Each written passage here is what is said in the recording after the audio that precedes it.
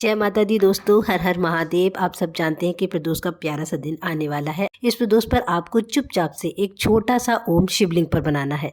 इससे आपके संकटों का नाश होगा और आपकी जो भी विश है वो पूर्ण हो जाएगी। ये प्रदोष अधिक मास का प्रदोष है। इस वीडियो में मैं आपको 3 बहुत ही सरल और चमत्कारी उपाय बताऊंगी जो कि प्रदोष के दिन आपको करने हैं। सबसे पहले बात करते हैं पहले उपाय की, जो शिवलिंग पर ओम बनाने वाला है। अब आप सोच रहे होंगे कि इस उपाय को करने से होगा क्या। तो होगा ये कि अगर आप अपने बच्चों से बहुत परेशान हैं, आपके बच्चे आपकी बात नहीं मानते हैं, पढ़ने में उनका मन नहीं लगता है, तो आप ये उपाय अपने बच्चों के लिए कर सकते हैं। इसके अलावा अगर आपकी कोई ऐसी विश है जो बहुत दिनों से अधूरी पड़ी है और आप उसे पूरा करना चाहते हैं, तो भी आप ये उपाय कर सकते हैं। इस उपाय को करने के लिए आपको चाहिए थोड़ा सा, यानी 2 चम्मच शहद और एक दीपक। दोस्तों, आप कोई भी उपाय करें उसको करते समय दीपक जरूर जलाएं, क्योंकि दीपक आपके द्वारा किए गए जो उपाय होता है उसका साक्षी होता है। इसलिए कोई भी पूजा या कोई भी उपाय करें तो दीपक जरूर जलाएं।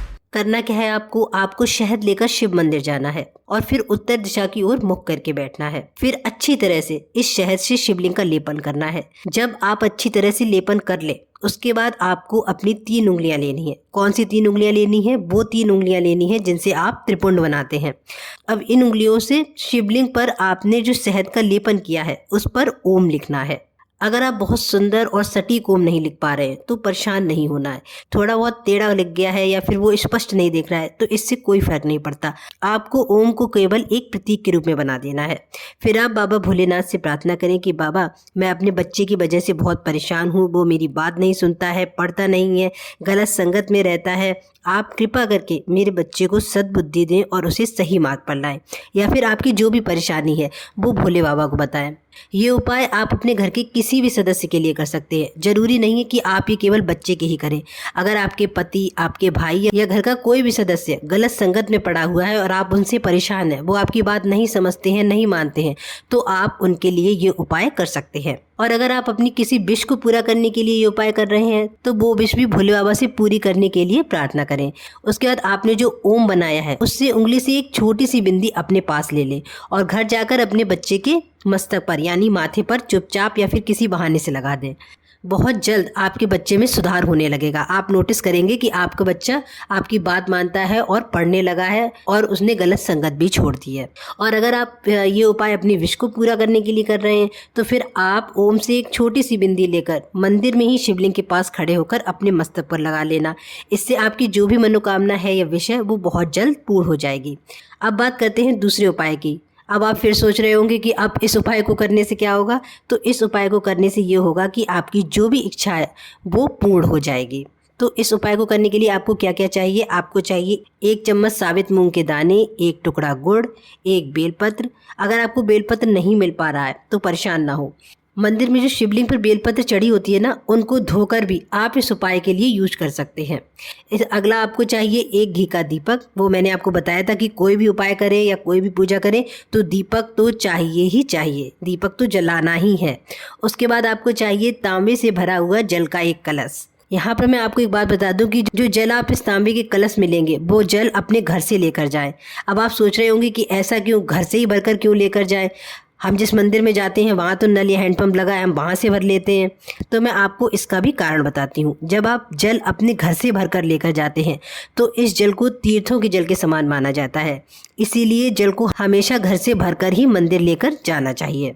तो क्या क्या हो गया इस उपाय के लिए? हमारे पास मूंग के दाने हो गए, गुड़ हो गया, बेलपत्र हो गया, तांबे का जल भरा कलश हो गया। एक चीज़ और चाहिए, वो है शमी पत्र। शमी पत्र का नाम सुनकर कुछ लोग परेशान हो गए होंगे कि अब ये शमी पत्र कहाँ से लाएंगे। अगर आपको शमी पत्र नहीं मिल पा रहा है तो परेशान ना हो। आप शमी पत्र की जगह चावल के दाने यानी अक्षत चावल, जो अखंड चावल होता है, जो टूटा हुआ ना हो, अक्षत का भी उपयोग कर सकते हैं। अब करना क्या है, जो हमारा जल से भरा तांबे का कलश है ना, उसमें आपको ये चारों चीज़ें डालनी है। क्या क्या डालना है? मूंग के दाने डालने हैं, गुड़ डालना है, बेलपत्र डालना है और शमी पत्र या फिर अक्षत डालने हैं। इसके बाद आपको जाना है शिव मंदिर जहाँ पर शिवलिंग है। एक बात और, आप इस उपाय को घर पर नहीं कर सकते हैं। इस उपाय को करने के लिए आपको शिव मंदिर ही जाना होगा। मंदिर जाकर उत्तर दिशा की ओर मुख करके शिवलिंग के पास बैठें और फिर श्री शिवाय नमस्तुभ्यम का जाप करते हुए इस पूरे जल को शिवलिंग पर अर्पित कर दें। आपने जो जल चढ़ाया है ना, वो धीरे धीरे जलाधारी से होता हुआ नीचे गिरेगा। अब इस जल को अपने दाहिने हाथ से लेकर अपनी दोनों आंखों पर और कंठ पर लगाएं और हाथ जोड़कर थोड़ी देर तक श्री शिवाय नमस्तुभ्यम का मन ही मन जाप करें। उसके बाद भोले बाबा को आपकी जो भी मनोकामना है वो बोल दें। आपकी सारी विशेष जरूर पूरी होंगी। इस उपाय को अगर आप 3 प्रदोष तक कर ले तो आपकी सारी मनोकामनाएं पूर्ण हो जाएंगी। तो ये हो गए 2 उपाय। अब हम बात करेंगे तीसरे उपाय की। चलिए तीसरे उपाय की बात करते हैं, लेकिन उससे पहले जल्दी से वीडियो को लाइक कर दें और चैनल को सब्सक्राइब कर दें। सबसे पहले मैं आपको तीसरे उपाय से होने वाले लाभ बताऊंगी। इसका पहला लाभ है वो है इच्छा पूर्ति और दूसरा है ग्रह क्लेश से मुक्ति। इस उपाय को करने के लिए आपको क्या क्या चाहिए? आपको चाहिए 1 बेलपत्र और 1 लोटा तांबे का जल से भरा कलश। ये उपाय आप सुबह के समय भी कर सकते हैं और शाम के समय भी कर सकते हैं। करना क्या है आपको जाना है शिव मंदिर और वहाँ शिवलिंग में जो माता अशोक सुंदरी का स्थान है वहाँ पर चढ़ाना है अपना बेलपत्र। बेलपत्र चढ़ाते समय इस बात का ध्यान रखें कि जो बेलपत्र है उसकी डंडी जलाधारी की तरफ रहेगी और जो पत्तियां हैं वो शिवलिंग की तरफ रहेंगी। बेलपत्र चढ़ाने के बाद आपको कलश का जल माता अशोक सुंदरी वाले स्थान पर बेलपत्र के ऊपर श्री शिवाय नमस्तुभ्यम का जाप 7 बार करते हुए 7 बार जल चढ़ाना है। कैसे चढ़ाना है? पहले बोलना है श्री शिवाय नमस्तुभ्यम, फिर जल चढ़ा देना है।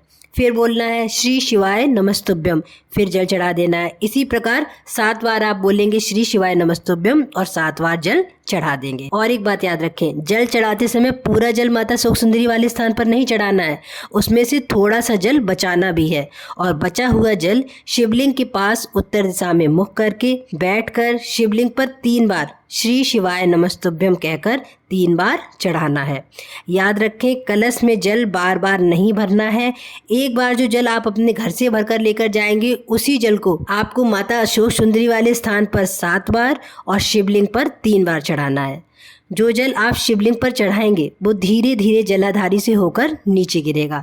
इस जल को आपको अपने दाहिने हाथ से लेकर अपनी दोनों आंखों पर और कंठ पर लगाना है। दोनों हाथ जोड़कर बाबा भोलेनाथ से प्रार्थना करनी है कि बाबा, हमारे पारिवारिक क्लेश और घर में होने वाले लड़ाई झगड़ों से हम बहुत परेशान हैं।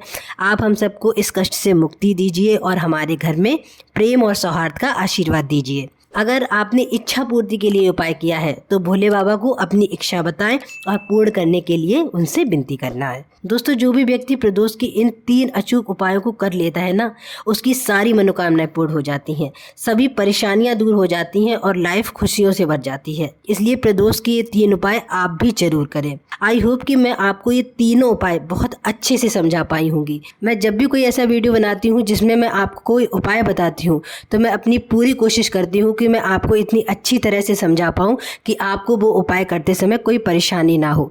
लेकिन अगर फिर भी आपको कहीं पर कोई बात समझ में नहीं आई है और कोई उपाय करने में कुछ भी डाउट होता है तो आप कमेंट्स में जाकर कभी भी अपना क्वेश्चन पूछ सकते हैं और मैं आपको उसका रिप्लाई कर दूंगी। तो दोस्तों, आज की वीडियो में इतना ही। हर हर महादेव।